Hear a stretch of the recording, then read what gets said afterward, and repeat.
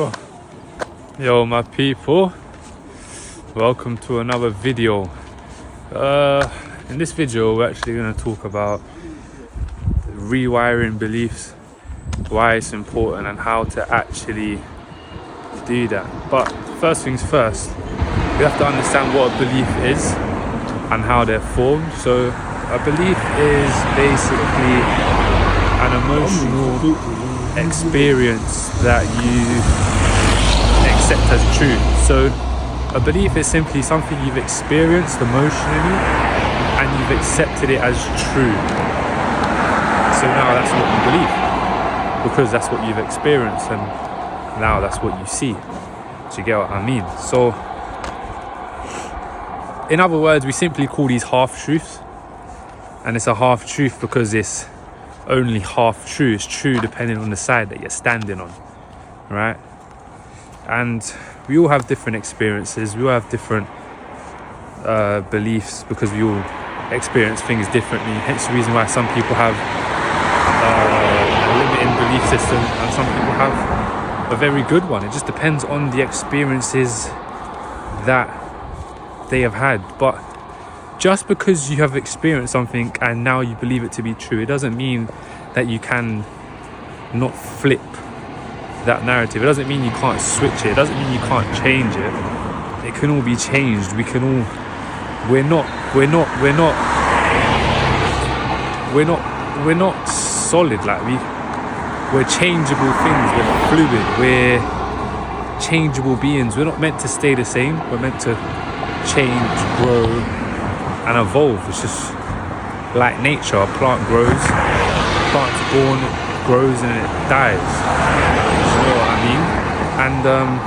And let me switch hands. Oh, this is weird. Like that. Let's do it like that. Hopefully my finger's not in the way. Do you get what I mean? Oh, that is no way. Can't hold it like that. This way. Yeah. So, do you get what I mean? So, a perfect example of how a belief may be formed is, well, when I was younger, my mum used to say money doesn't grow on trees. I'm pretty sure we've all heard that saying, right?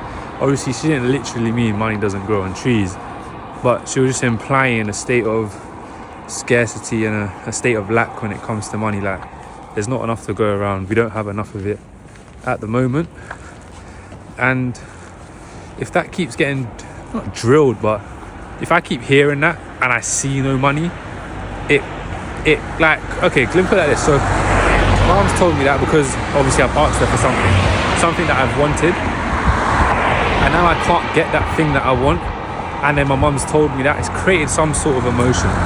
That's an emotional experience that I've experienced now. It's like I've wanted something and I can't get it, and then that saying kind of reinforced it. Do you get what I mean? So then, as you know, the subconscious doesn't forget. It remembers everything. Everything is stored in the subconscious. It's not something that just disappears, right? So that emotional experience is now stored in the subconscious. The conscious doesn't remember it no more. The conscious don't give a fuck about it, but the subconscious can. And the language of the subconscious mind is emotion.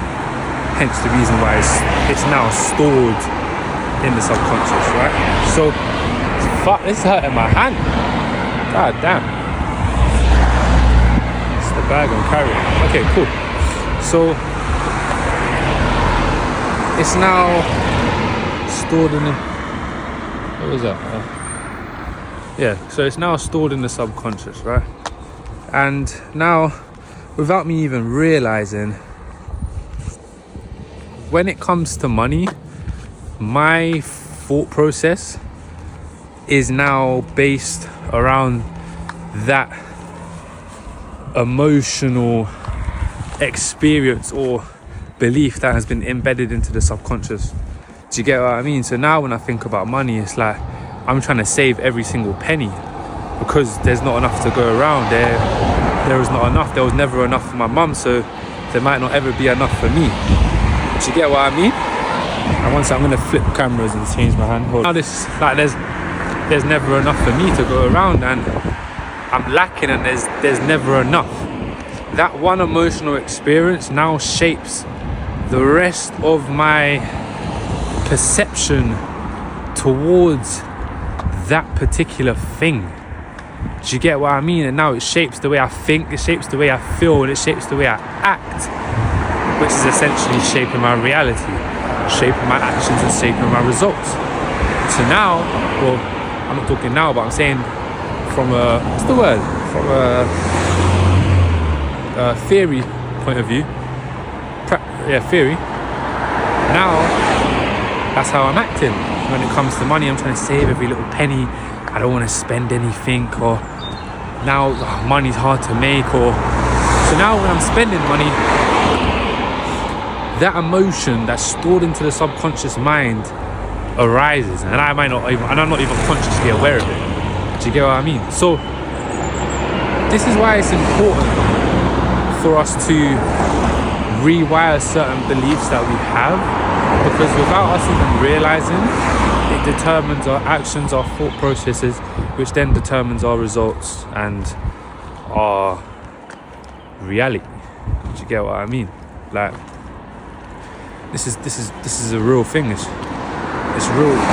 This is a real thing. Like, this is real deep, man. And if you're not consciously aware of this, you're gonna get stuck in a cycle. You're gonna get stuck in a loop, and you're just gonna get stuck in a cycle that you don't want. Do you know what I mean? So obviously the first step is to actually understand, like, cool. Well, first things first, as you know, the conscious and the subconscious mind have two different languages, right? The conscious mind is very intellectual, very logical. It has feelings, but it doesn't talk to you like that. But the subconscious talks to you through emotion, right? So every emotional experience that we have, negative or positive, is stored into the subconscious mind. But whatever happens more is going to be the one that is more, primary, more dominant towards your thinking and acting and thingy. Because 90% of the subconscious mind is 90% of our habits. It's 90% of what happens to control our surroundings and stuff, right? So, like, the reason why it's so important for us to choose empowering beliefs and not limited ones is because the subconscious is the one that controls our actions, it controls our habits, it controls our results, it controls our perception, and it controls what we see, and which then essentially controls what we believe. Like, it's all linked and it's all intertwined. Some people call it identity shifting, some people call it manifesting. It's just all one. It's under one kind of umbrella. Do you get what I mean? So cool, the first step, whatever it is that you feel like you're having a problem to, or an emotional attachment to, or so let's say you want to change a belief about money, or a belief about your relationship, or a belief about anything. First, understand the emotional triggers that you have towards that thing.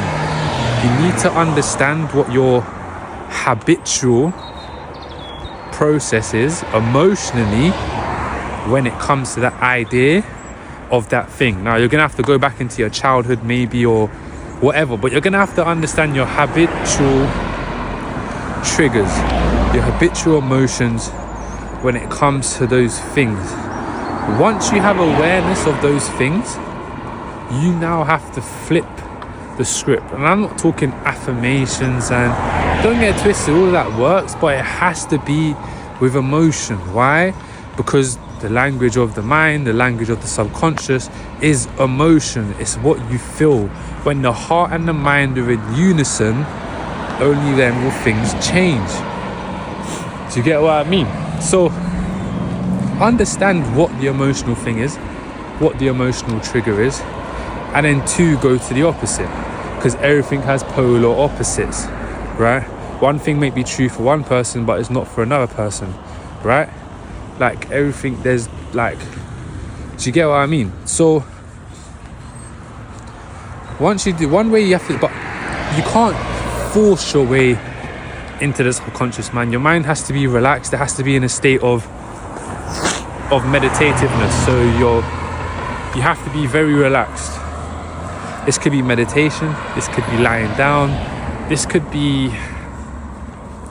anything. But essentially what you're trying to do is replace the old emotional connection, belief that you have about the thing, and switch it for a more positive one. Do you get what I mean? Once you're able to switch it from a more positive one, things begin to change. You start to see things different, you start to act different, you start to think different, you start to feel different, results are different. Right? Essentially, identity shifting. So,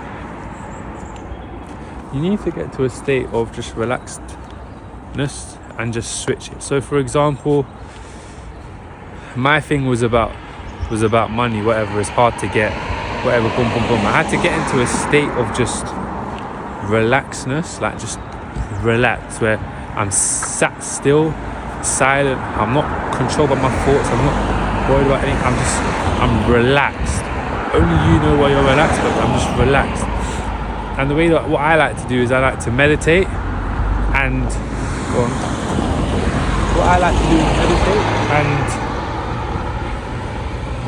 like kind of repeat and affirm the opposite of what I believe, and do it in a way whereas the emotion has to be there, so I have to feel it.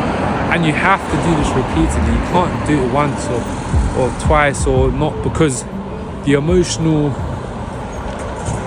attachment or connection that's been built in the subconscious about that certain thing is way higher than doing it once or doing it twice or doing it 3 times. It has to be a repetitive thing in order for it to stick. Do you know what I mean? It's like a habit. Remember, habitual thinking. How long does it take to form a habit? It takes 21 days on average, right? Do it for 21 days to when the normal state becomes habitual. Now, this is the key, right? Now, because your emotional state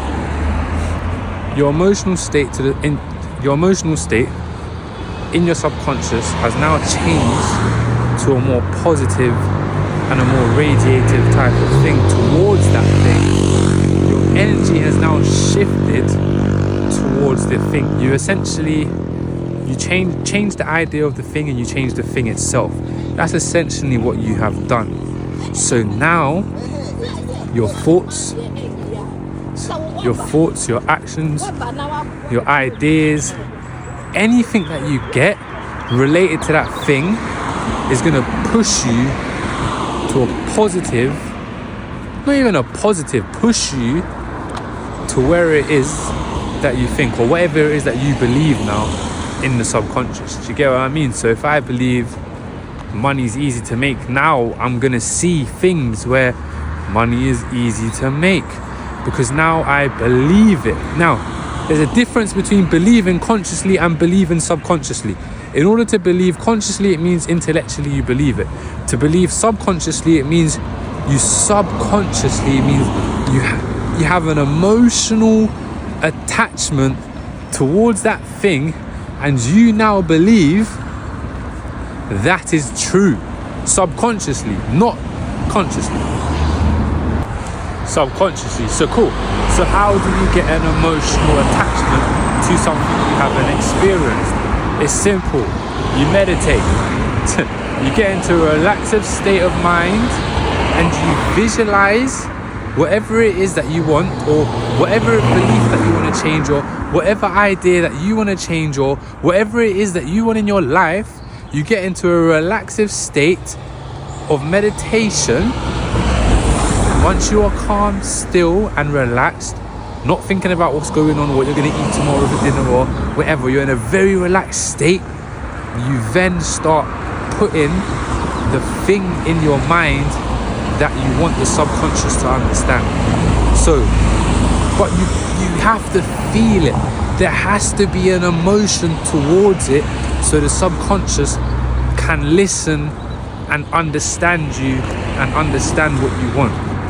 Do you get what I mean? Now, it sounds very backwards, it sounds very paradoxical, it doesn't sound normal, right? Now, you don't have to do anything, you don't have to force anything for whatever, but I'm just telling you, right?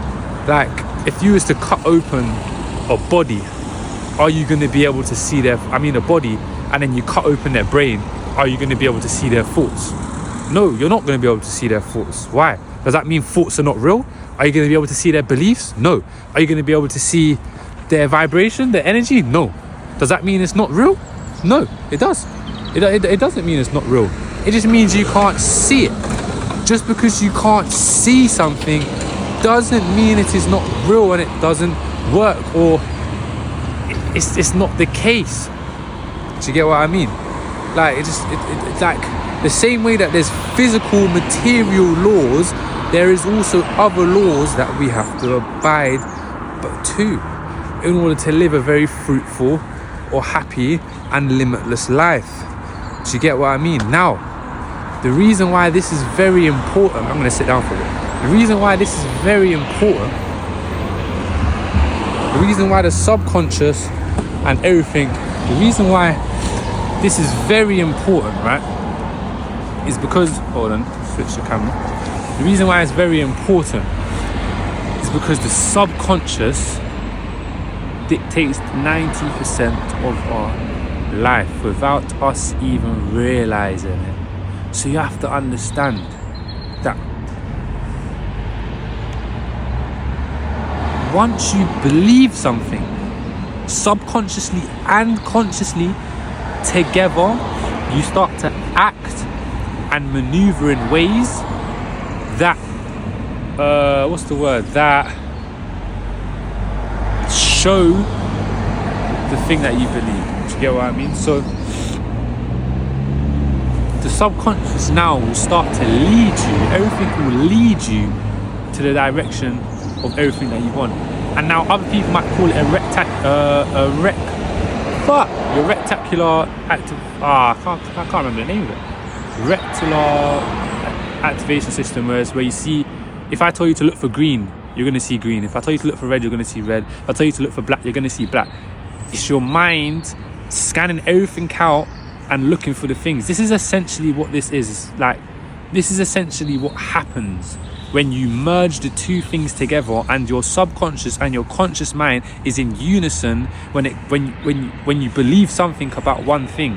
That is what this is about. This is how you rewire your beliefs, and you rewire basically your life to live in how you want to live your life. This is how it works.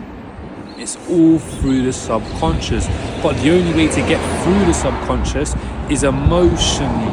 You have to talk to it emotionally. The only way to talk to it emotionally is to either experience it, visualize it, or just repeatedly force whatever it is that you want in there when you're in a relaxed state of mind. Either when you're sleeping, you listen to an audio book, or you listen to whatever, but you have to feel it. You have to feel it and believe it, right?